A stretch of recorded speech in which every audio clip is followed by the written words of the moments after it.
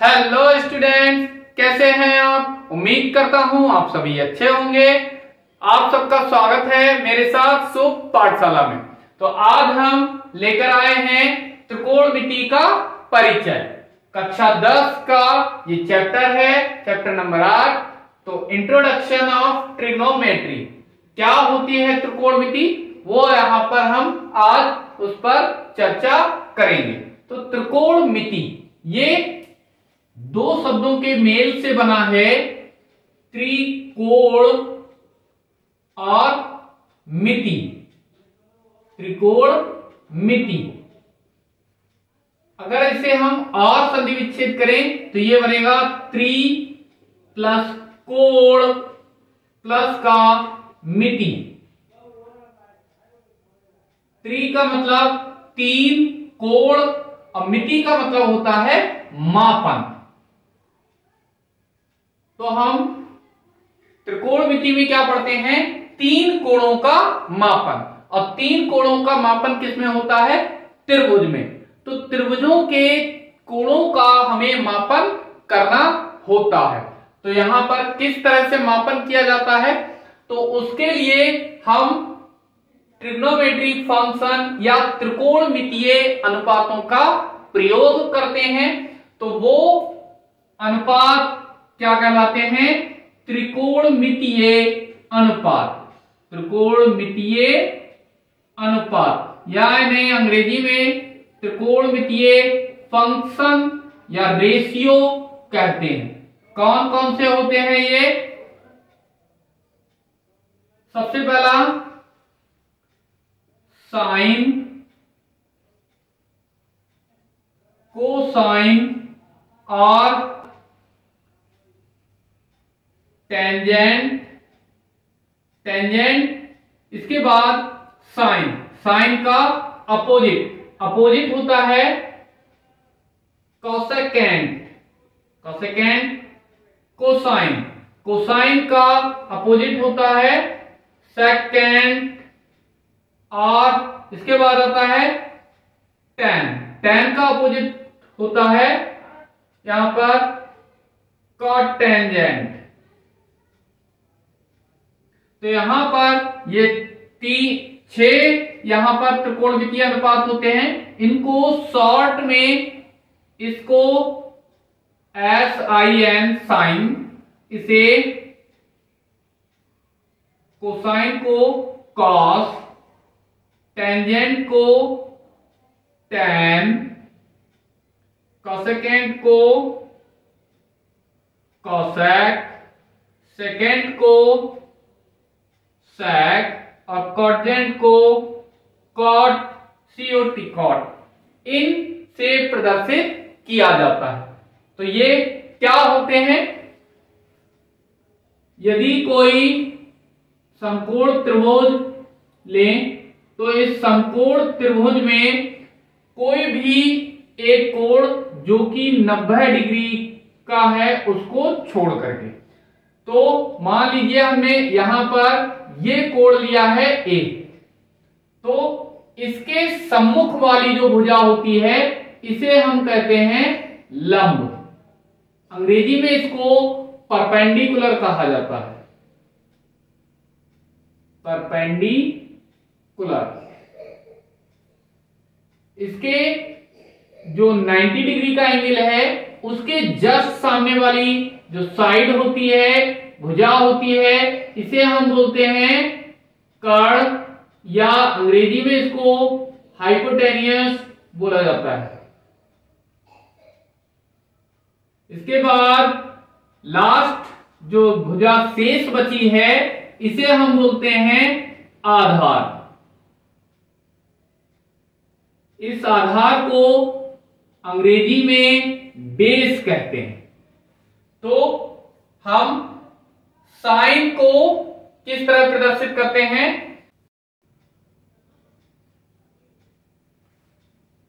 Sign को हम लिखते हैं, यहां पर इसके साथ साथ कोण भी हमें बताना पड़ता है।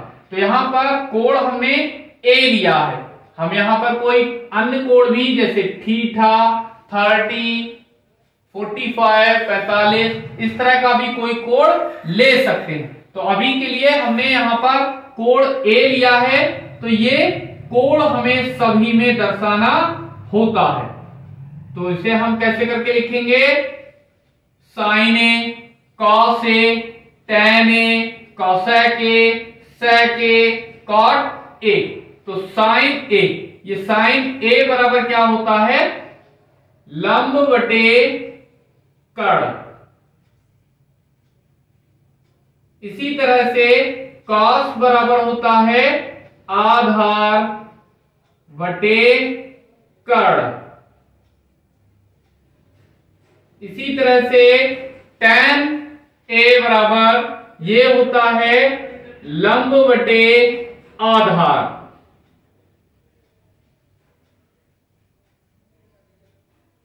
इसी तरह से कॉसेक, ये कॉसेक साइन का जस्ट अपोजिट होता, तो ये है लंब बटे कर्ण, तो ये हो जाएगा कर्ण बटे लंब।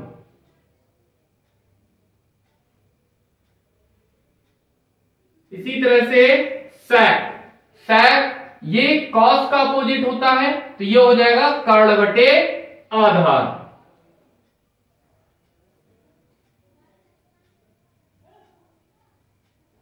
और कॉट, कॉट की बात करें तो ये tan का अपोजिट होता है, तो ये हो जाएगा आधार बटे लंब, आधार बटे लंब। तो इस तरह से हम इन साइन, कॉस, टैन, कॉसेक, सेक, कॉट को प्रदर्शित कर सकते हैं। यहां पर इसे हम इस तरह से भी लिख सकते हैं, अंग्रेजी में लंब, लंब को हम बोलते हैं परपेंडिकुलर, तो यानी P, शॉर्ट में लिखने का तरीका P अपॉन H मतलब हाइपोटेनियस, बेस बोलते हैं हम आधार को, तो बेस अपॉन हाइपोटेनियस, यहां पर ऐसे ही लंब को परपेंडिकुलर, आधार को बेस, तो यहां पर P अपॉन B लिख सकते हैं शॉर्ट में। ऐसे ही कर्ण, कर्ण को हाइपोटेन्यूज बोला जाता है, तो H से लंब परपेंडिकुलर, तो हो गया H अपॉन P। इसी तरह से कर्ण को हाइपोटेन्यूज और आधार को V। इसी तरह से आधार, आधार को हम लिखते हैं B बेस, और लंब को लिखते हैं परपेंडिकुलर यानी P। तो हम इन्हें शॉर्ट में इस तरह से भी प्रदर्शित कर सकते हैं, साइन ए बराबर P अपॉन H यानी कि परपेंडिकुलर अपॉन हाइपोटेन्यूज, कॉस को बेस अपॉन हाइपोटेन्यूज, टैन को परपेंडिकुलर अपॉन बेस, कॉसेक को हाइपोटेन्यूज अपॉन परपेंडिकुलर, सेक को हाइपोटेन्यूज अपॉन बेस, कॉट को बेस अपॉन परपेंडिकुलर। अब बात करते हैं, ये जो साइन ए हमने यहां पर एंगल लिखा है, तो ये एंगल इस त्रिकोणमितीय अनुपात यानी कि ट्रिग्नोमेट्री जो रेशियो है, इसके कभी भी मल्टीप्लाई में नहीं होता। इसका मीन ऐसा नहीं होता, जैसे यहां पर मान लीजिए एंगल 30 दे रखा है, तो साइन 30 बराबर, तो इसका मतलब ये नहीं होता कि ये साइन और ये 30 डिग्री ये मल्टीप्लाई में है। ये रॉन्ग मेथड है, ये कभी भी मल्टीप्लाई में नहीं होते हैं। अब ये जो साइन है, साइन ए, एंगल साइन ए, हमने यहां पर एंगल को ए मान लिया है, तो ये क्या होता है, अभी अभी बताया है कॉसेक ए का अपोजिट होता है, तो हम इसे लिख सकते हैं कितना, साइन ए बराबर 1 अपॉन कॉसेक ए, या इसे इस तरह से भी लिख सकते हैं, कॉसेक ए बराबर 1 अपॉन साइन ए। इसी तरह से कॉस, कॉस ए बराबर कितना क्या होता है, 1 अपॉन सेक ए, या इसे हम लिख सकते हैं सेक ए बराबर 1 अपॉन कॉस ए। इसी तरह से tan को भी हम लिख सकते हैं, tan ए बराबर होता है 1/cot A, क्योंकि ये cot का अपोजिट होता है, या इसे हम लिख सकते हैं cot A बराबर 1/tan A। इसका मतलब ये हुआ कि sin A cosec A का अपोजिट होता है, तो cosec A sin A का अपोजिट होता है। इसी तरह से cos A sec A का अपोजिट होता है, तो sec A cos A का अपोजिट होगा। tan A जिस तरह से cot A का अपोजिट होता है, उसी तरह से cot A का अपोजिट tan A होता है। यहां पर जो ये tan A है, ये इसे हम इस तरह से भी लिखते हैं sin A upon cos A। tan A बराबर हमें यहां पर एक चीज और भी मिल गई, क्या? sin A upon cos A। तो इस आधार पर हम जब cos A लिखेंगे तो cos A इसका उल्टा होता है tan A का, तो ये कितना हो जाएगा? cot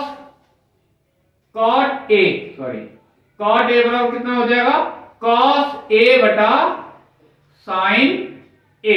तो यहां पर हमें एक फार्मूला ये भी मिल गया। तो यहां हमने एक पढ़ा ये त्रिकोणमितीय फंक्शन, त्रिकोणमितीय अनुपात यानी कि ट्रिग्नोमेट्री रेशियो, ये और इनके कुछ इस तरह के फार्मूले। तो आइए, अभ्यास है 8.1, इसके यहां पर कुछ क्वेश्चंस लिए हैं बहुविकल्पीय, जो कि वर्ष 2020 में या 2022 में या फिर 2019 में क्वेश्चन आए हुए हैं। तो कुछ सिलेक्टेड क्वेश्चंस को मैंने यहां पर चूज किया।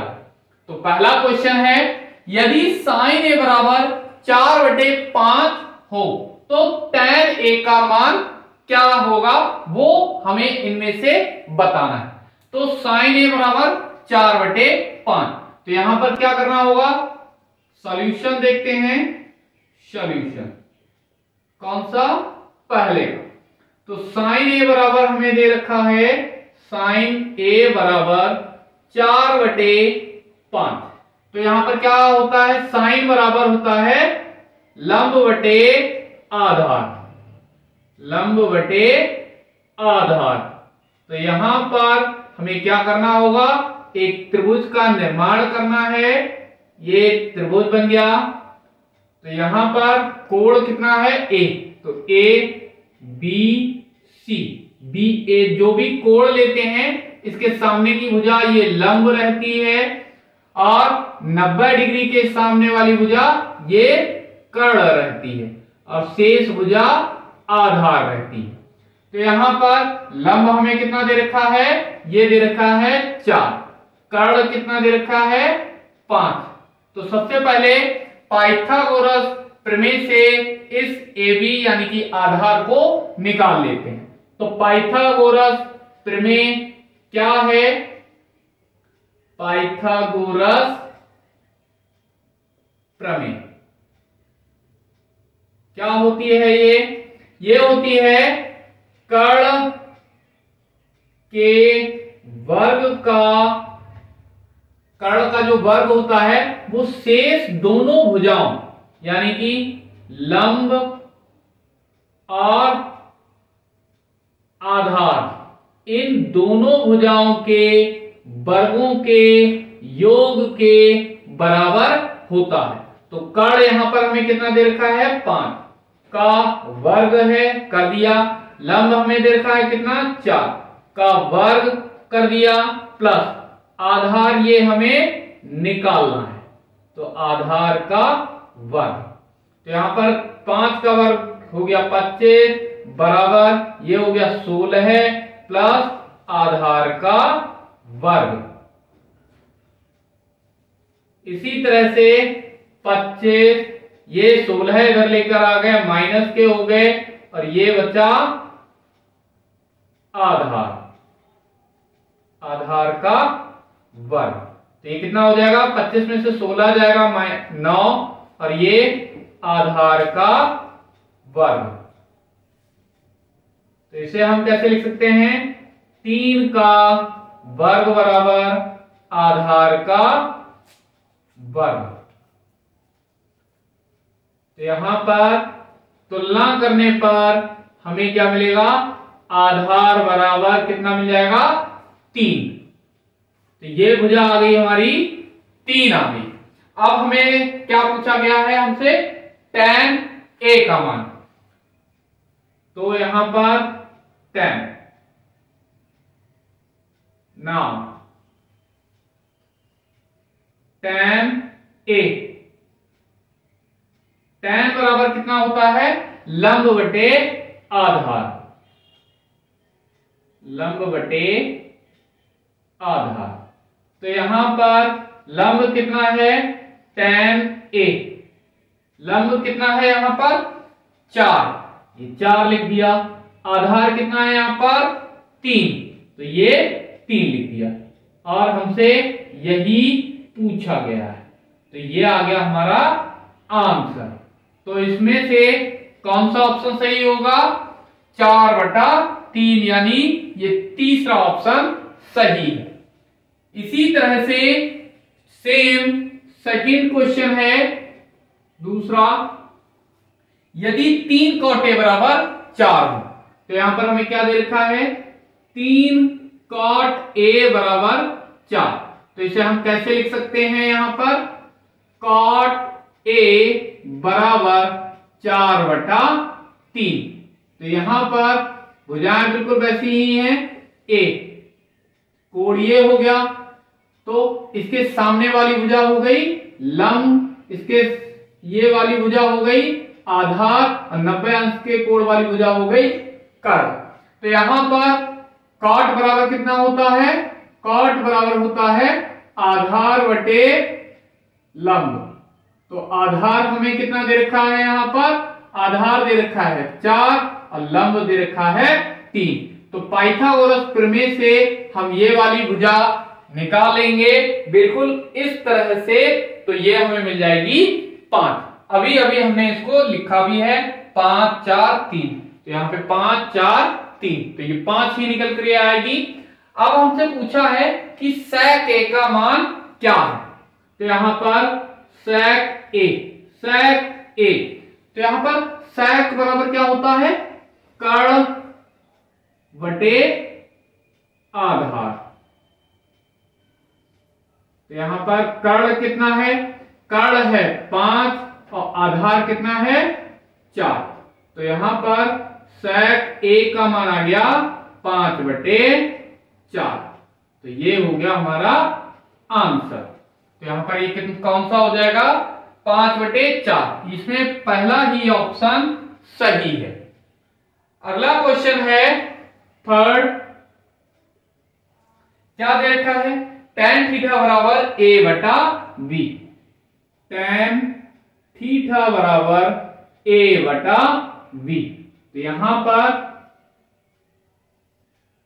ये कोण हमने ले लिया थीटा, कोण के सामने वाली भुजा को हम लंब कहते हैं, बची ये वाली भुजा ये आधार, 90 अंश के सामने वाली भुजा कर्ण। तो यहां पर हमें tan बराबर होता है लंब बटे आधार। तो क्या करना होगा, लंब कितना है A, लंब के स्थान पर A, आधार कितना है B। तो यहां पर कर्ण पाइथागोरस प्रमेय से निकाल लेंगे, तो ये भुजा हमें मिल जाएगी √A² प्लस B²। तो हमसे मान पूछा है A sin A माइनस का A sin थीटा माइनस का V cos theta upon A sin theta plus का V cos थीटा, इसका मान पूछा। तो A sin थीटा बराबर कितना होगा, sin थीटा बराबर होता है लंब बटे कर्ण। तो यहां पर अलग निकाल लेते हैं, sin थीटा ये कितना होता है लंब बटे कर्ण। तो लंब कितना है, यहां पर लंब है A और कर्ण कितना है √A² प्लस का V²। इसी तरह से cos थीटा की वैल्यू भी हमें चाहिए होगी, तो ये होता है आधार बटे कर्ण। तो आधार कितना है b और कर्ण कितना है under root a square plus का v स्क्वायर। तो वैल्यू रख देते हैं साइन थीटा बराबर कितना a बटे में under root a square plus का v स्क्वायर इतना माइनस b cos थीटा की जगह पे कितना v बटा under root a square plus का v स्क्वायर अपॉन में कितना a साइन थीटा की वैल्यू अभी रखी है under root a square plus का b स्क्वायर प्लस का b गुणा में b बटा cos थीटा की जगह पे under root b upon under root a square plus का b स्क्वायर। तो यहां पर क्या करेंगे ये a स्क्वायर माइनस का b स्क्वायर, तो ऐसा करते हैं यहां पर 1 बटा under root a square plus का b स्क्वायर, ये कॉमन है दोनों जगह से, तो यहां से क्या मिलेगा a और a की मल्टीप्लाई a स्क्वायर माइनस का इधर से v स्क्वायर अपॉन में कितना 1 बटा यहां से भी a स्क्वायर प्लस का v स्क्वायर कॉमन है, ऊपर से हमें यहां पर मिल जाएगा a स्क्वायर प्लस है प्लस लगा लिया b स्क्वायर, तो यहां से ये एक जैसा है कैंसिल हो जाएगा, हमें इधर क्या मिल जाएगा a square minus b square बटे a स्क्वायर प्लस का v स्क्वायर। तो यहां पर आंसर हमें मिल गया a square minus b square upon a square plus का v स्क्वायर आंसर।